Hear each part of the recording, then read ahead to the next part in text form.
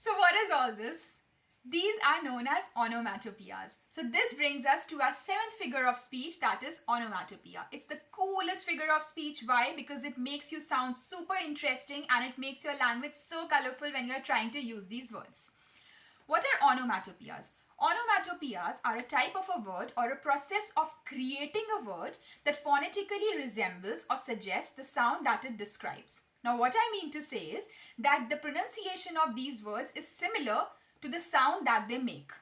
Okay? Common animal noises can also be considered as onomatopoeias. And why do we use onomatopoeia? Firstly, to add more color to our language, and secondly, to create a vivid imagery into the minds of the person we are trying to talk to. Okay, now let's say, I'll give you a quick example, okay? Let's say I tell you that I heard the girls murmuring.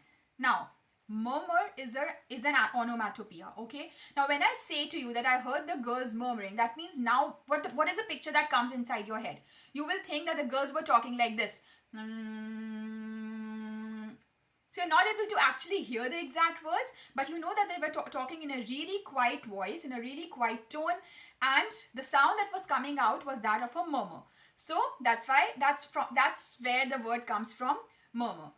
So I'll say that the girls were murmuring. Similarly, I'll just tell you that I heard the rustle of the leaves in the forest. Okay? Now, what is the rustle of leaves? Rustling leaves means when the leaves are really dried up and somebody steps on them slowly, the sound that comes out is that of a rustle or a crunch. Okay? So that is also an onomatopoeia. So that's what I mean when I tell you that I heard the rustle of the leaves. Similarly, the third example can be the cars smashed into each other.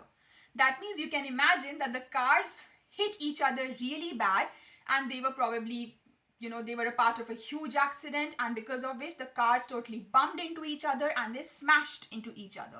So again, that's an onomatopoeia. Similarly, I can tell you, I splashed water on my face this morning. Now, when I take water in my hands and I throw it on my face like this, the sound that comes out is that of a splash. That's where the word splash comes from. So, splash is also an onomatopoeia. So, you see, these words are actually derived from the sound that they make. Why is meow an onomatopoeia?